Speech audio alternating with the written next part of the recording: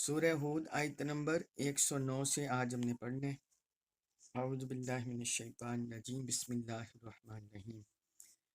فلا پس نہ، تکو تم ہو، فی میں مریتن کسی شک میں،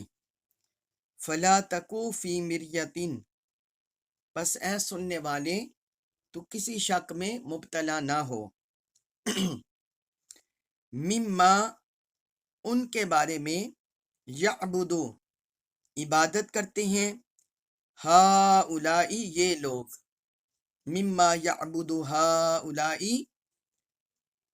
جن کی یہ لوگ پوجا کرتے ہیں، عبادت کرتے ہیں، تم ان کے بارے میں اے سننے والے کسی بھی شک میں مبتلا نہ ہو۔ ما نہیں، یعبدون وہ عبادت کرتے، الا مگر، کما جیسے، یعبدو عبادت کرتے، آباؤہم آبا و اجداد باپ دادا، ہم ان کے، من قبل پہلے سے، ما یعبدون الا کما یعبد آباؤہم من قبل یہ لوگ کسی بھی دلیل اور بصیرت کی بنا پر پرستش نہیں کرتے، مگر صرف اسی طرح کرتے ہیں جیسے ان سے قبل ان کے باپ دادا پرستش کرتے چلے آ رہے ہیں۔ وَإِنَّا اور بے شک ہم، لَمُوَفُّوهُم لَمُوَفُّو ضرور پورا دیں گے، ہم انہیں، نصیبہ حصہ ہم ان کا، وَإِنَّا لَمُوَفُّوهُم نَصِيبَهُمْ اور بے شک ہم انہیں یقیناً ان کا پورا حصہ دیں گے، غیر نہیں منقوص کمی ہوگی، غیر منقوص جس میں کوئی کمی نہیں ہوگی۔ اب اس آیت مبارکہ میں اس سے پہلی آیات میں اللہ تعالیٰ نے جو پہلی آیات گزری ہیں بت پرستوں کے احوال تفصیل سے بیان کیے تھے، پھر ان کے بعد خوش بخت کون ہے، بد بخت کون ہے، ان کا ذکر آیا۔ اب اس آیت مبارکہ میں اللہ رب العزت نے حضور صلی اللہ علیہ وسلم کی قوم کی طرف خطاب کا رخ موڑ دیا ہے، تو فرمایا فلا تکو فی مریت مما یعبد ہؤلاء بس اے سننے والے یہ جو لوگ جن کی عبادت کر رہے ہیں، پرستش کر رہے ہیں، تم ان کے بارے میں کسی بھی شک میں مبتلا نہ ہو۔ یہ حضور صلی اللہ علیہ وسلم کو بظاہر خطاب ہے، مگر اس سے مراد عام مخاطب ہے، حضور صلی اللہ علیہ وسلم کی ذات اقدس مراد نہیں ہے، بلکہ اس سے عام مخاطب مراد ہے، عام سامع مراد ہے، سننے والا مراد ہے، کیونکہ آقا علیہ الصلوۃ والسلام معبودان باطلہ کی عبادت کے باطل ہونے پر کسی شک و شبہ میں مبتلا نہ تھے، حضور اس شک و شبہ سے بالا تر تھے، لہٰذا یہ آقا علیہ الصلوۃ والسلام کے ذریعہ سے عام مخاطبین سامعین ان کو خطاب کیا جا رہا ہے کہ یہ بت پرست جن کی بھی عبادت کر رہے ہیں، جن بتوں کی بھی جن کے آگے سجدہ ریز ہو رہے ہیں، پرستش کر رہے ہیں، تم ان کے باطل ہونے پر کسی بھی شک میں مبتلا نہ ہو۔ یہ ہر سامع کو، سننے والے کو اللہ تعالی نے خطاب کیا۔ پھر آگے فرمایا ما یعبدون الا کما یعبد آباؤہم من قبل یہ عبادت نہیں کر رہے مگر ایسے ہی جیسے ان سے پہلے ان کے آباء و اجداد عبادت کرتے چلے آ رہے ہیں۔ مطلب یہ ہے کہ اس باطل عبادت گزاری پر ان کے پاس کوئی سند نہیں ہے، کوئی دلیل نہیں ہے، کوئی رب کی طرف سے رہنمائی نہیں ہے، یہ صرف اسی راہ پر چل رہے ہیں جیسا انہوں نے اپنے آباء و اجداد کو چلتے ہوئے دیکھا۔ انہوں نے اپنے سے پہلے اپنے باپ دادا کو دیکھا کہ وہ ان بتوں کے آگے جھک رہے ہیں، ان جھوٹے معبودوں کی پرستش کر رہے ہیں، تو بس ان کو دیکھ کر یہ بھی پرستش کرنے لگ گئے، اور ان کے پاس کوئی دلیل نہیں۔ وَإِنَّا لَمُوَفُّوهُمْ نَصِيبَهُمْ غَيْرَ مَنْقُوصٍ، آگے فرمایا اور ہم یقیناً انہیں ان کا پورا پورا حصہ دیں گے اور اس میں کوئی کمی نہیں ہوگی۔ اب اس کے مختلف اس سے مراد ہے کہ کیا انہیں پورا پورا دیا جائے گا۔ پہلی اس سے مراد یہ ہے کہ جن معبودان باطلہ کی یہ عبادت کر رہے ہیں، اللہ رب العزت کو چھوڑ رہے ہیں، تو انہیں اس باطل عبادت گزاری پر پورا پورا عذاب دیا جائے گا۔ جیسے یہ عذاب کے مستحق ہیں ویسے ان کے ساتھ معاملہ ہوگا۔ اور دوسرا اس سے مراد یہ ہے کہ چونکہ انہیں اپنے عقیدہ کی تو پورا پورا حساب ملے گا، لیکن دنیا میں جو ان کا رزق مقدر ہے، جو معیشت مقدر ہے، جو رہن سہن مقدر ہے، جو زندگی مقدر ہے، اس میں کمی نہیں ہوگی۔ جیسا رب نے ان کی زندگی لکھی ہے، رزق لکھا ہے، وہ انہیں ملے گا۔ دوسرا اس سے یہ بھی مراد ہو سکتا ہے، اور تیسرا اس سے یہ بھی مراد ہو سکتا ہے کہ اللہ رب العزت نے انہیں ہدایت کا پیغام پہنچانے کے لیے اپنے رسول کو مبعوث کیا، آخری رسول نبی مکرم صلی اللہ علیہ وسلم کو، پھر آخری کتاب نازل کی، پھر حضور نے معجزات بھی دکھائے۔ تو مراد یہ ہے اللہ کی آیات بینات انہیں دکھانے میں، جن سے انہیں ہدایت ملے، رہنمائی ملے، اس میں کوئی کمی نہیں کی جائے گی۔ یہ بھی اللہ کی طرف سے ان پر پوری حجت کی جائے گی، حجت تامہ ان پر ہو جائے گی۔ یہ بھی اس سے مراد ہے کہ انہیں ان کا پورا پورا حصہ دیا جائے گا اور کوئی کمی نہیں ہوگی۔ تو ان میں سے کوئی بھی معنی مراد لے سکتے ہیں۔ اس کے بعد ہے سورہ ہود آیت نمبر 110، اس میں ارشاد فرمایا وَلَقَدْ، اور بے شک آتینا، ہم نے دی، موسیٰ علیہ السلام کو، الکتاب، کتاب، وَلَقَدْ آتَيْنَا مُوسَى الْكِتَابَ، اور بے شک ہم نے موسیٰ علیہ السلام کو کتاب دی، فَاخْتُلِفَ، پھر اختلاف کیا جانے لگا۔ یہ ماضی مجہول کا صیغہ ہے، پھر اختلاف کیا جانے لگا، فیہ، اس میں، وَلَوْ لا، ولو اور اگر، لا نہ، کلمتن، بات ہوتی، سبقت، پہلے سے، من ربی کا، آپ کے رب کی طرف سے، ولولا کلمتن سبقت من ربی کا، اور اگر آپ کے رب کی طرف سے ایک بات پہلے صادر نہ ہو چکی ہوتی، پہلے صادر نہ ہو چکی ہوتی، پہلے طے نہ ہو چکی ہوتی، لقضیہ، تو فیصلہ ضرور کر دیا گیا ہوتا، ضرور فیصلہ ہو جاتا، بینہم، بینا، درمیان، ہم ان کے،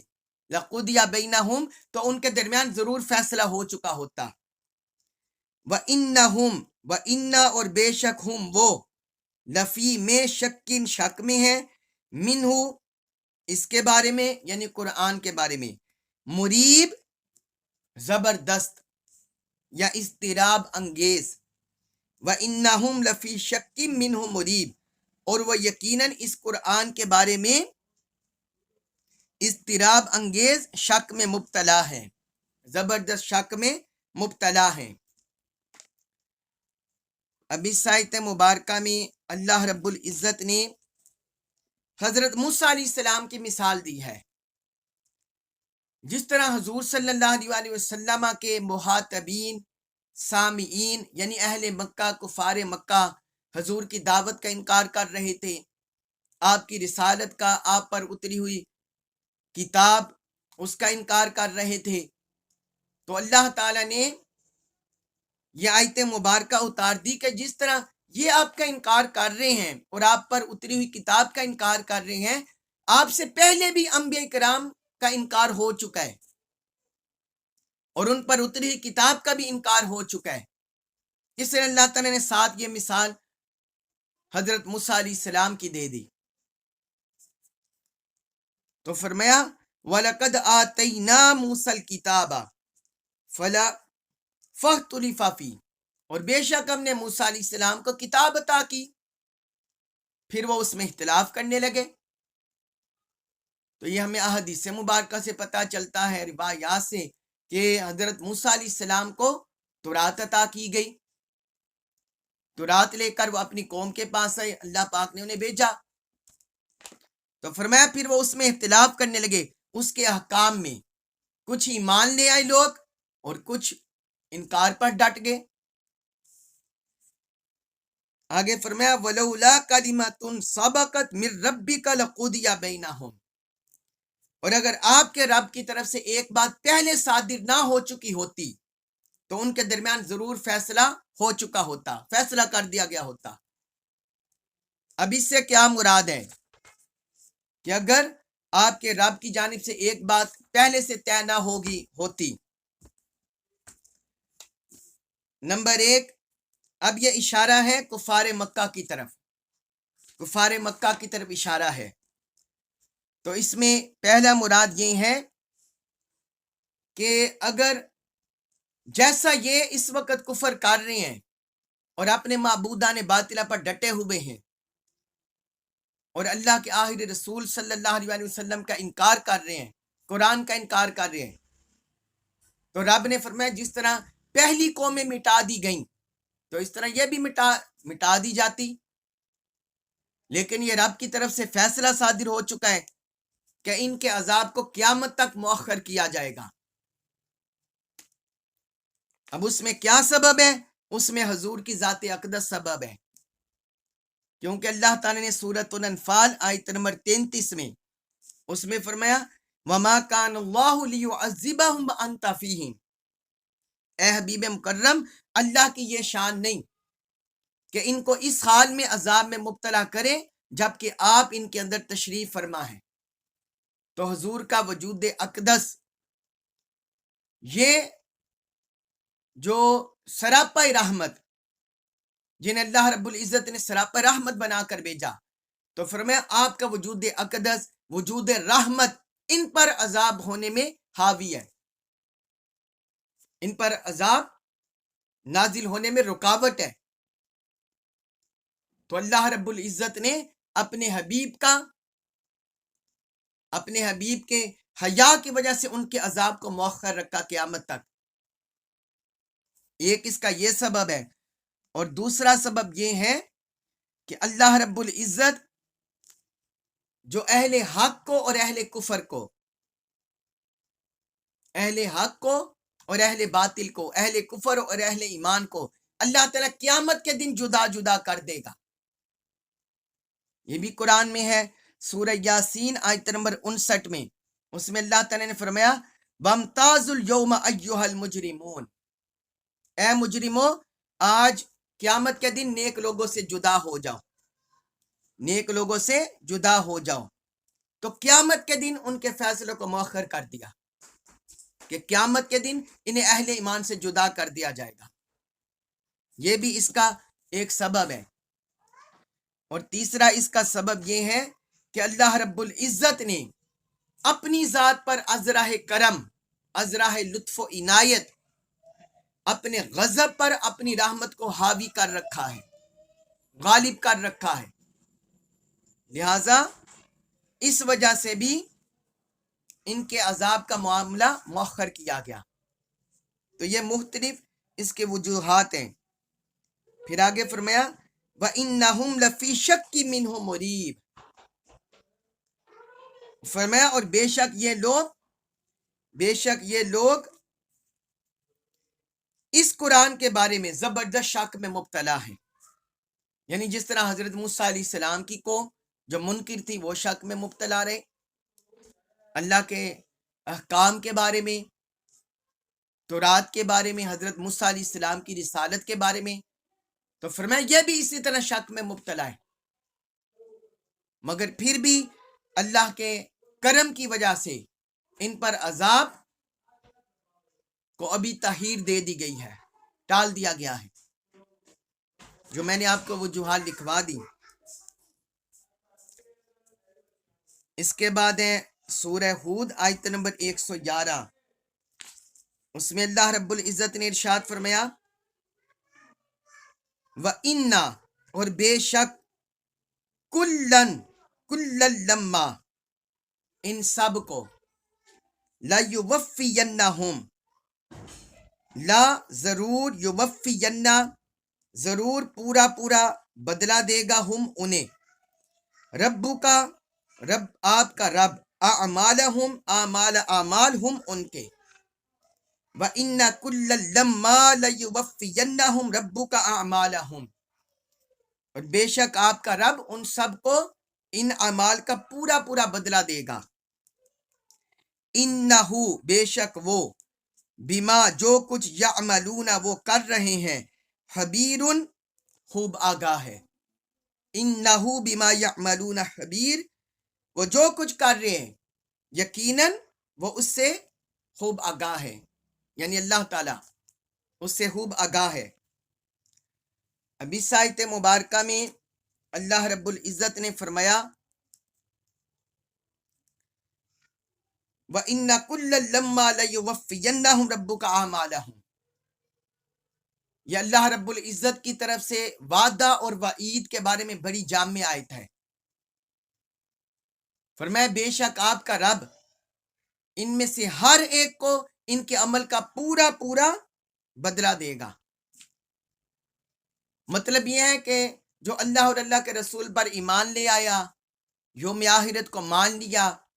یوم آخرت کے بارے میں عقیدہ رکھا، جنت دوزخ کے بارے میں عقیدہ رکھا، اللہ کی کتاب کے بارے میں عقیدہ رکھا، اسے اس کی پوری پوری جزا دی جائے گی قیامت کے دن۔ یہ ہے رب کی طرف سے وعدے جو اس نے اپنے فضل و کرم سے بندوں سے کر رکھے ہیں۔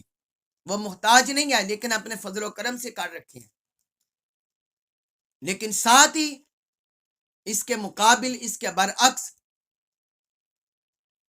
اس نے بندوں کے ساتھ جو اس کے منکر ہوتے ہیں، جو توحید کا انکار کرتے ہیں، رسالت کا انکار کرتے ہیں، آخرت کا انکار کرتے ہیں، قرآن کا انکار کرتے ہیں، تو ان کو سزا دینے کا بھی اس نے اعلان کر رکھا ہے، اس کی طرف سے وعید بھی ہے۔ ان کے ساتھ عدل کا معاملہ اللہ تعالیٰ کرے گا، ادھر اہل ایمان کے ساتھ فضل کا معاملہ کرے گا، لطف و عنایت کا کرے گا، اور جو اہل باطل، اہل کفر ہوں گے ان کے ساتھ عدل کا معاملہ کرے گا۔ تو فرمایا کہ پھر انہیں پورا پورا، آپ کے رب انہیں پورا پورا بدلہ دے گا، جیسے جیسے جس کے عمل ہوں گے۔ انہو بما یعملون خبیر، یقیناً وہ جو کچھ کر رہے ہیں اس سے خوب آگاہ ہے۔ یعنی کوئی یہ نہ سوچے کہ ہماری معصیت یا ہماری نیکی حسنہ یہ اللہ سے مخفی ہے، نہیں، اللہ تعالیٰ نے فرمایا کہ اگر رب نے فرما دیا ہے کہ انہیں ان کے عمل کا پورا پورا بدلہ دے گا رب ان کا، تو اس کا مطلب یہ ہے کہ جو کچھ یہ کر رہے ہیں رب اس سے آگاہ ہے، رب اس سے باخبر ہے، اسے خبر ہے کہ کون کیسا عمل کر رہا ہے، عمل صالح کر رہا ہے یا عمل سیئہ کر رہا ہے۔ ہر کسی کا عمل رب کی بارگاہ میں رب کو علم ہے، رب جاننے والا ہے۔ اس کے بعد ہے سورہ ہود آیت نمبر 112، فاستقیم، پس آپ ثابت قدم رہیے، کما، جیسا کہ، امرتا، آپ کو حکم دیا گیا ہے، فاستقیم کما امرتا، پس آپ ثابت قدم رہیے جیسا کہ آپ کو حکم دیا گیا ہے، ومن، اور وہ بھی، یعنی وہ شخص بھی ثابت قدم رہے، تابا، جس نے رجوع کیا، معکا، آپ کے ساتھ، آپ کی معیت میں، ومن تاب معکا، اور وہ بھی ثابت قدم رہے جس نے آپ کی معیت میں اللہ کی طرف رجوع کیا ہے۔ ولا تطغو، اور اے لوگو لا نہ تطغو تم سرکشی کرو، ولا تطغو اور اے لوگو تم سرکشی نہ کرنا، انہ بے شک ہو وہ، بما جو کچھ تعملون تم کرتے ہو، بصیرن خوب دیکھ رہا ہے، انہ بما تعملون بصیر، بے شک جو کچھ تم کرتے ہو وہ اسے خوب دیکھ رہا ہے۔ یہ آیت مبارکہ، اس آیت مبارکہ میں اللہ رب العزت نے اپنے حبیب صلی اللہ علیہ وآلہ وسلم سے بھی خطاب کیا ہے، اور جو آپ کی معیت میں صحابہ کرام ہیں ان سے بھی خطاب ہے، اور پھر آخر میں اہل ایمان اہل اسلام ان سے بھی خطاب ہے۔ ارشاد فرمایا فاستقم کما امرتا، فاستقم پس آپ ثابت قدم رہیے، کما امرتا جیسا کہ آپ کو حکم دیا گیا ہے۔ استقامت کا لغوی مطلب ہے خط مستقیم، استقامت کہتے ہیں ایک سیدھا خط ہو جس میں کجی ٹیر پر نہ ہو، دائیں بائیں نہ ہو، بلکہ وہ سیدھا خط ہو اور اس میں کوئی کمی کجی نہ ہو، اور احکام شرعیہ پر عمل کرنا، اور ان میں کسی بھی قسم کی زیادتی اور کسی بھی قسم کی کمی سے محفوظ رہنا، یہ استقامت کا مطلب ہے۔ لغوی طور پر سیدھا راستہ، بالکل سیدھی راہ پر رہنا، اور شرعی طور پر احکام شریعت پر ہو بہو عمل کرنا، اور ان میں کسی قسم کی کوئی کمی یا زیادتی نہ کرنا۔ یہ عقائد میں بھی ہیں، ان کا تعلق اعمال کے ساتھ بھی ہے اور اخلاق کے ساتھ بھی ہے۔ استقامت کا مطلب، استقامت کا تعلق عقائد کے ساتھ بھی، اعمال کے ساتھ بھی اور اخلاق کے ساتھ بھی۔ عقائد سے یوں ہے کہ اللہ رب العزت کی ذات اور اس کے فضائل اور اس کی قدرت، اس کی شانیں، اس کے افعال جیسے ہیں ویسا ہی اللہ رب العزت کو مانا جائے، اس کی ذات و صفات میں کہیں طرح بھی کسی طرح بھی کوئی کمی کجی نہ کی جائے، اور نہ اس کی ذات و صفات میں کوئی کسی بندے کو شریک کیا جائے، بلکہ جیسا اللہ رب العزت پر ایمان رکھنے کا حق ہے اس کی ذات اور صفات پر، ویسے اس پر ایمان لایا جائے۔ اسی طرح حضور نبی اکرم صلی اللہ علیہ وآلہ وسلم کی ذات اقدس کے ساتھ بھی عقیدہ رکھنا کہ جیسے آپ کی شانیں ہیں، ختم نبوت کا تاج آپ کے سر پر پہنایا گیا، پھر اللہ رب العزت نے جمیع مخلوقات کی طرف آپ کو بھیجا، تو یہ جو حضور علیہ الصلوۃ والسلام کی شانیں ہیں، آپ کی نبوت اور رسالت ہے، اس کو بھی بلا کم و کاست ماننا، اس میں بھی کمی اور زیادتی سے بچنا، کمی کجی سے بچنا۔ اسی طرح صحابہ کرام اہل بیت طہار رضوان اللہ تعالی علیہم اجمعین و علیہم السلام، ان کے ساتھ بھی کسی طرح کی کمی زیادتی سے بچنا، ان کی تنقیص، بے ادبی، گستاخی کے کسی بھی پہلو سے بچنا۔ جس طرح ہمارے موجودہ دور میں اس طرح کے بڑے فتنے آ گئے ہیں کہ بعض لوگ اہل بیت اطہار کے فضائل کثرت سے بیان کرتے ہیں، اس میں کوئی آر نہیں ہے، کثرت سے بیان کیے جانے چاہیے، لیکن آر اور بے ادبی یہ ہے، مذمت، قابل مذمت یہ ہے کہ اہل بیت اطہار کی آر کے فضائل اور عظمت کی آر میں تنقیص صحابہ کر دی جائیں، صحابہ کرام کی بے ادبی کر دی جائے، یہ قابل مذمت اور قابل افسوس ہے، قابل گرفت پہلو ہے۔ اسی طرح بعض لوگ صحابہ کرام کے فضائل بیان کرتے کرتے افراط و تفرید کا شکار ہو جاتے ہیں، وہ اہل بیت اطہار کی تنقیص کر بیٹھتے ہیں۔ تو معتدل رہنا، اہل بیت اطہار کی عظمت بھی بیان کرنا، صحابہ کرام کی عظمت بھی بیان کرنا، یہ ہے استقامت۔ اور پھر اعمال میں بھی استقامت ہوتی ہے کہ کوئی بندہ اپنا سب کچھ خرچ کر بیٹھے اللہ کی راہ میں، لیکن بعد میں پھر لوگوں کے آگے شکوہ شکایت کرتا رہے، لوگوں کے آگے ہاتھ پھیلاتا رہے، یہ ہے افراط۔ اور کوئی بندہ کچھ بھی اللہ کی راہ میں خرچ نہ کرے، یہ ہے تفرید۔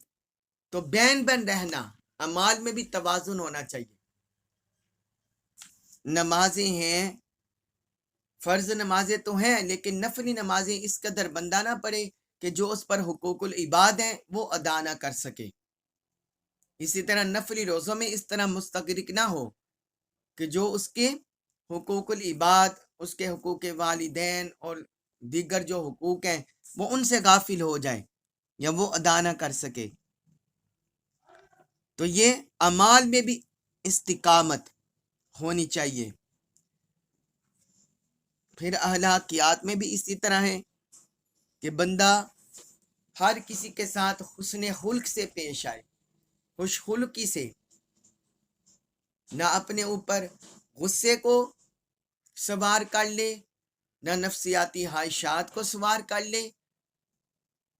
غصہ بھی آئے تو جائز طریق پر، ایسا غصہ جو اللہ اور اللہ کے رسول کی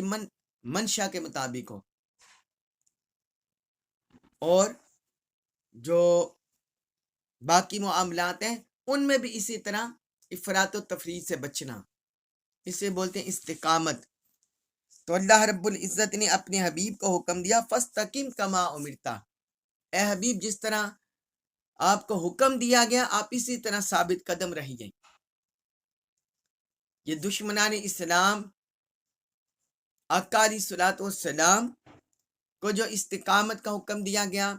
جو اللہ رب العزت نے آپ کو نبوت کا تاج پہنایا، ختم نبوت کا تاج پہنایا، تبلیغ دین کی ذمہ داری آپ پر عائد کی، آپ کو یہ فریضہ دیا، تو یہ ہے کہ چاہے دشمنان اسلام، اہل کفر، اہل طاغوت کتنی ہی کیوں نہ سختی کریں، تکالیف آئیں، مصائب آئیں، مشکلات آئیں، آپ نے یہ کام نہیں چھوڑنا۔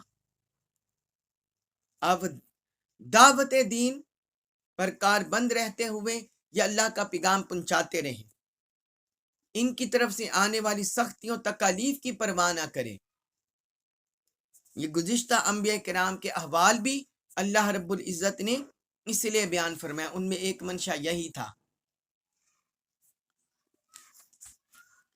ایک حدیث مبارک ہے،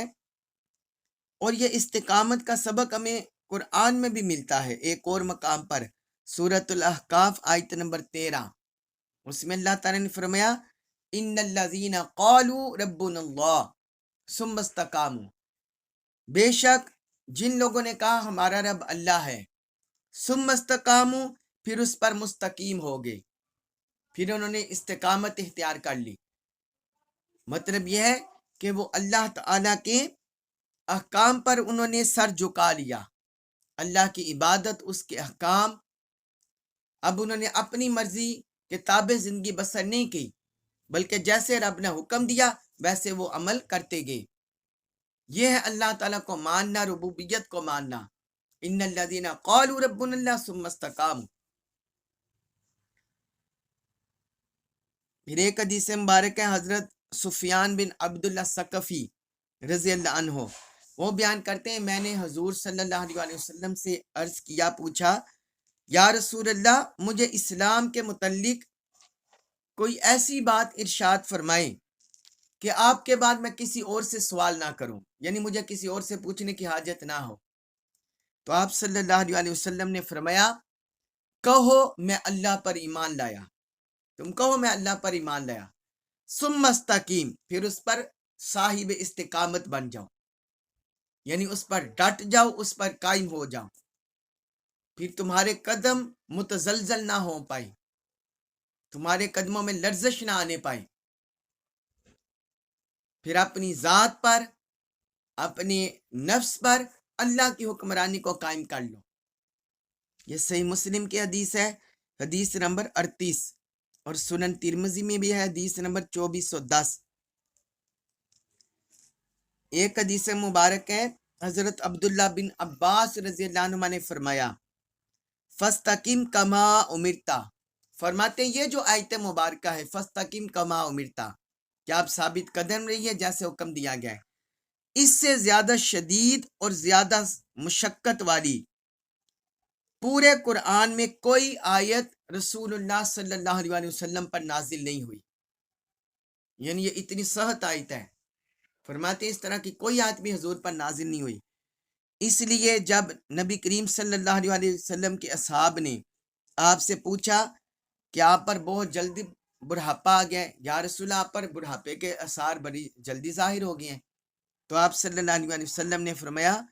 مجھے سورہ ہود اور ان جیسی صورتوں نے برا کر دیا، سورہ ہود اور ان جیسی صورتوں نے برا کر دیا، یعنی جن میں انبیاء کرام کے احوال ہیں، آخرت کے احوال ہیں، اور اللہ کے احکام پر صبر استقامت کی تلقین ہے۔ فرمایا ان جیسی صورتوں نے مجھے برا کر دیا ہے۔ یہ امام طبرانی نے المعجم الکبیر میں اس حدیث کو روایت کیا، جلد 1 صفحہ 287۔ سنن ترمذی میں بھی یہ حدیث ہے، حدیث نمبر 3297۔ اہل اللہ صالحین انہوں نے بھی استقامت پر بڑی گفتگو کی ہے۔ ان میں سے ایک کا قول ہے، ایک بزرگ کا قول، وہ فرماتے ہیں مبتدی میں استقامت کی علامت یہ ہے کہ اس کے معاملات میں سستی نہ آئے، یعنی جو اللہ کے احکام ماننے کی ابتدا کرنے والا ہے، سلوک و تصوف کی راہ پر چلنے والا ہے، آغاز کرنے والا ہے، تو اس کے لیے ضروری ہے کہ اس کے معاملات میں سستی نہ آئے، اللہ کی اطاعت بندگی میں سستی نہ آئے۔ اور متوسط میں جو درمیانے درجے میں پہنچ گیا ہو، جس نے منازل کچھ طے کر لی ہو، اس میں استقامت کی علامت یہ ہے کہ اس کی منازل میں وقفہ نہ آئے، جو منازل وہ طے کر ہے اس میں وقفہ نہ آئے، وہ مسلسل طے کرتا جائے۔ اور منتہی، جس نے جو کمال درجہ پا لیا اللہ کی رضا کا، خوشنودی کا، منتہی جو آخری کمال درجہ فرمایا، اس میں استقامت کی علامت یہ ہے کہ اس کے مشاہدات میں حجاب نہ آئے، اس کے مشاہدات میں حجاب نہ آئے، یعنی جو اللہ رب العزت کے رضا کے، بندگی کے، اس کی ذات صفات کے جو جلوے وہ دیکھ رہا ہے، مشاہدات کر رہا ہے، وہ حجاب اس پر کوئی بھی پڑھنے نہ پائے، بلکہ وہ مسلسل آگے بڑھتا چلا جائے۔ یہ ہے استقامت، اسے بولتے ہیں استقامت۔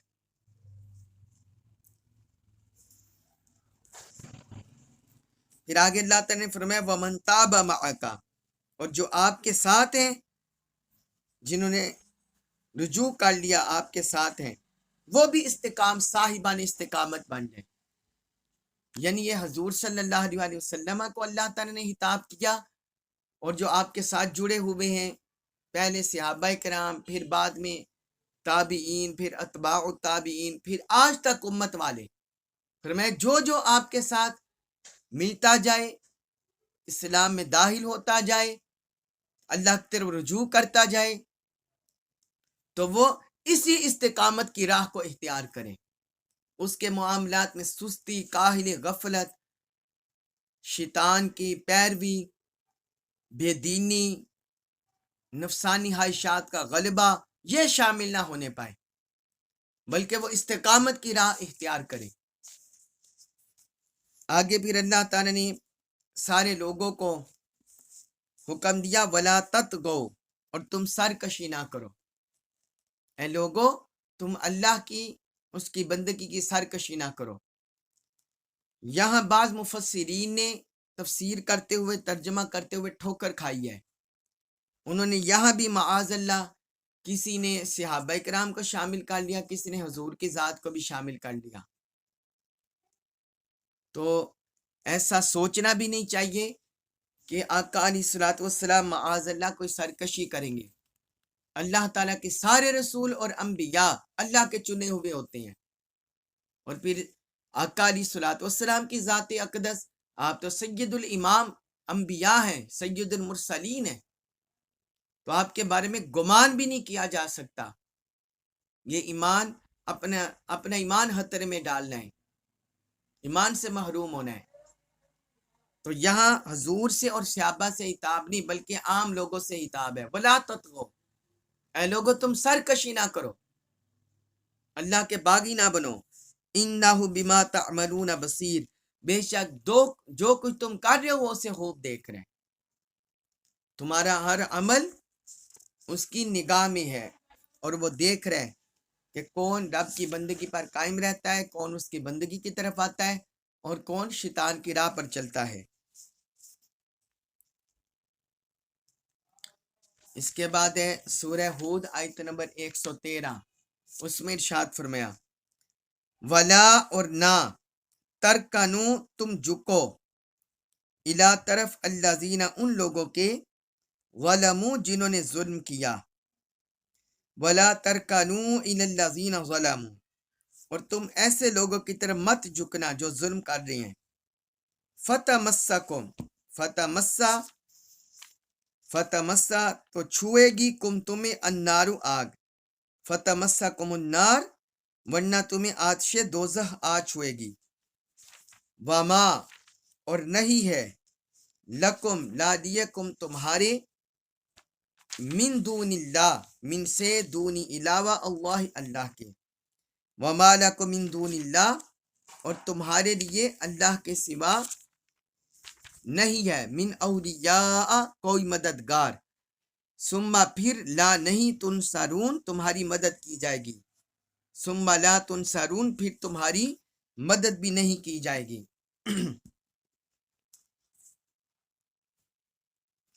پچھلی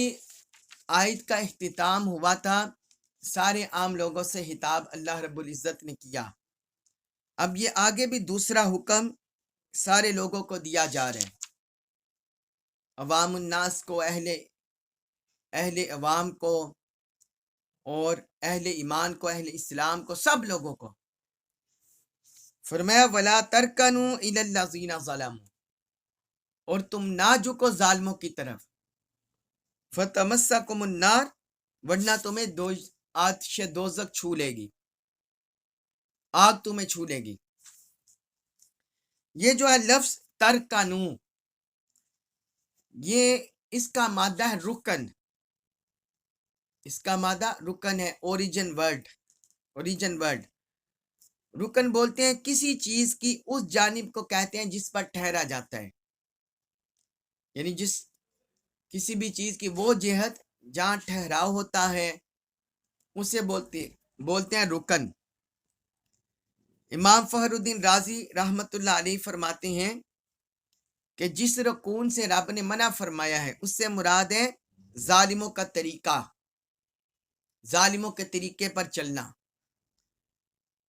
اور ان کے طریقے پر راضی رہنا، ان کی تحسین کرنا، ان کو اچھا جاننا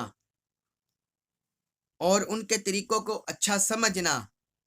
اور اس طریقے کے کسی ایک باب میں شریک ہو جانا، تو وہ کہتے ہیں یہ سارا رکون ہے۔ ظالم سے مراد ہیں جو اللہ کی راہ سے ہٹے ہوئے ہوں، چاہے مشرکین ہوں، اہل طاغوت ہوں، منافق ہوں، کافر ہوں، مسلمانوں کے اندر جو گمراہ فرقے ہیں وہ ہوں، جو اللہ اور اللہ کے رسول کو چھوڑے ہوئے ہیں، بے دین، ملحد، چاہے وہ ہوں، یعنی کوئی بھی ہو، وہ اعتقادی طور پر ظالم ہو یا عملی طور پر ظالم ہو، عمل کی روح سے ظالم ہو یا عقیدہ کی روح سے ظالم ہو، تو اللہ رب العزت نے فرمایا کہ تم ان ظالموں کی طرف جھکاؤ نہ کرو، ان ظالموں کی طرف جھکاؤ نہ کرو۔ حضرت عبداللہ بن عباس رضی اللہ عنہ نے یہی فرمایا کہ ظالم سے مراد مشرکین ہے کہ مشرکوں سے میل جول نہ رکھو۔ پھر وہ یہ بھی ان کی حدیث ہے کہ ظالموں سے میل جول نہ رکھو۔ اور حضرت ابن زید وہ کہتے ہیں کہ ظالم وہ لوگ ظالم ہیں جو اللہ تعالیٰ، اس کے رسول اور اس کی کتاب کے ساتھ کفر کرتے ہوں۔ وہ ظالم ہے، یعنی جو اسلام کے بنیادی عقائد ہیں جو ان کے ساتھ کفر کر لے، ان کا انکار کر دے، تو وہ سارے ظالمین کی صف میں شمار ہو جائیں گے۔ قرآن میں اور مقامات پر بھی اللہ رب العزت نے ایسی دوستی سے ایسے میل جول سے منع کیا ہے۔ سورۃ الممتحنہ آیت نمبر 1، اس میں اللہ تعالیٰ نے فرمایا یا ایہا الذین آمنوا لا تتخذوا عدوی وعدوکم اولیاء، اے ایمان والو میرے اور اپنے دشمنوں کو دوست نہ بناؤ، تلقون الیہم بالمودہ وقد کفروا بما جاءکم من الحق، تم ان کو دوستی کا پیغام بھیجتے ہو حالانکہ انہوں نے اس حق کا انکار کیا جو تمہارے پاس آیا ہے۔ تو اس میں اہل کفر مراد ہیں، اور پھر مسلمانوں کے اندر جو کفریہ راہ اختیار کر لیں، کفریہ عقیدہ اختیار کر لیں، تو وہ بھی مراد ہیں۔ تو رب نے فرمایا ان کو دوست نہ بناؤ۔ پھر احادیث مبارکہ میں بھی اس کی وضاحت ہے۔ حضرت ابو ہریرہ رضی اللہ عنہ بیان کرتے ہیں کہ رسول اللہ صلی اللہ علیہ وسلم نے فرمایا میری امت کے آخر میں کچھ ایسے لوگ ظاہر ہوں گے جو تمہارے سامنے ایسی حدیثیں بیان کریں گے جن کو تم نے سنا ہوگا نہ تمہارے باپ دادا نے، یعنی نہ تم نے سنا ہوگا نہ تمہارے باپ دادا نے، تم ان سے دور رہنا وہ تم سے دور رہیں۔ یہ مقدمہ صحیح مسلم، اس میں یہ حدیث ہے، جلد 1 صفحہ 9۔ مطلب یہ ہے کہ ایسی امت کے آخر میں ایسے گروہ پیدا ہو جائیں گے جو اپنے پاس ہی احادیث گڑیں گے، روایات گڑیں گے، فتنوں کی چیزیں پیدا کریں گے مسلمانوں کے اندر۔ فرمایا ان سے بچتے رہنا، تم ان سے بچو وہ تم سے بچیں۔ پھر ایک حدیث ہے، حضرت حذیفہ رضی اللہ عنہ بیان کرتے ہیں کہ رسول اللہ صلی اللہ علیہ وسلم نے فرمایا ہر امت کے مجوس ہیں، اور اس امت کے مجوس وہ لوگ ہیں جو تقدیر کے منکر ہیں، وہ اگر مر جائیں تو ان کے جنازے پر نہ جاؤ، اور اگر وہ بیمار ہوں تو ان کی عیادت نہ کرو۔ یہ سنن نبی داؤد میں حدیث ہے، حدیث نمبر 4691۔ مطلب یہ ہے کہ مسلمانوں کے اندر تقدیر کے منکر فرقے بھی ہیں جو تقدیر کا انکار کرتے ہیں، خیر و شر کا اللہ کی طرف سے ہونے کا منکر ہوتے ہیں، انسان کی تقدیر رب کی قدرت اس میں ہونے کے انکاری ہوتے ہیں۔ تو حضور نے فرمایا یہ میری امت کے مجوسی ہیں، کیونکہ تقدیر ایمانیات میں شامل ہے۔ اللہ پر ایمان، اللہ کے رسولوں پر ایمان، اللہ کی اتاری ہوئی کتابوں پر ایمان، فرشتوں پر ایمان، تقدیر پر ایمان، ہر خیر و شر پر جو اللہ کی طرف سے۔ تو فرمایا یہ امت کے مجوسی ہیں۔ اسی طرح اگر امت میں کوئی ایسا فرقہ پیدا ہو جائے، گروہ پیدا ہو جائے جو بنیادی ارکان دین، ارکان ایمان میں سے کسی کا انکار کر دے، جھٹلا دے، تو اس کے ساتھ بھی ایسا معاملہ کیا جائے گا، نہ اس کے جنازے میں شرکت کی جائے گی، نہ وہ مریض ہو جائے تو اس کی عیادت کی جائے گی۔ ہاں اگر کوئی وہ بحثیت کفر کافر ہو جائے، کافر طبقہ ہو جائے، اور وہ مسلمانوں کو اور مسلمانوں کے دین کو اس طرح نقصان پہنچانے والے نہ ہو، تو پھر ازرہ انسانیت صرف ان کا حال پوچھا جا سکتا ہے، صرف ان کا حال پوچھا جا سکتا ہے۔ تو یہ تعلیم ہے ہمیں کافروں کے بارے میں، اور جو بد مذہب ہو جائیں، فاسق فاجر ہو جائیں، بے دین ہو جائیں، ملحد ہو جائیں، ان کے بارے میں تعلیم قرآن و سنت کی۔ تو اللہ تعالیٰ نے فرمایا اگر تم ایسے ظالموں کی طرح میل جول کرو گے فتمسکم النار، تو اے لوگوں پھر تمہیں دوزخ کی آگ چھو لے گی، دوزخ کی آگ میں گرفتار ہو جاؤ گے، آگ کے عذاب میں۔ وَمَا لَكُم مِّن دُونِ اللَّهِ مِنْ أَوْلِيَاءَ، اور تمہارے لیے اللہ کی طرف سے اللہ کے سوا کوئی مددگار نہیں نہ ہوگا۔ ثُمَّ لَا تُنصَرُونَ، پھر تمہاری مدد بھی نہیں کی جائے گی، یعنی اللہ کی طرف سے نہ تمہارے لیے کوئی مددگار ہوگا، نہ تمہاری مدد کی جائے گی، تمہارا ایسا ٹھکانہ ہوگا۔ اللہ تبارک و تعالیٰ سے دعا ہے کہ اللہ تعالیٰ ہمیں طغیان سے، سرکشی سے اور ظالموں کی طرف میلان سے اپنی پناہ عطا فرمائے، ہمیں اپنی حفاظت عطا فرمائے، ہمارے ایمان ہمارے دین کی حفاظت فرمائے، ہمیں اللہ تعالیٰ اپنی اور اپنے حبیب مکرم صلی اللہ علیہ وسلم کی کامل سچی سچی محبت اطاعت نصیب فرمائے، قرآن مجید کا کامل فہم نصیب فرمائے اور اس پر عمل پیرا ہونے کی توفیق عطا فرمائے۔ آمین۔ وما علیہ الا البلاغ المبین۔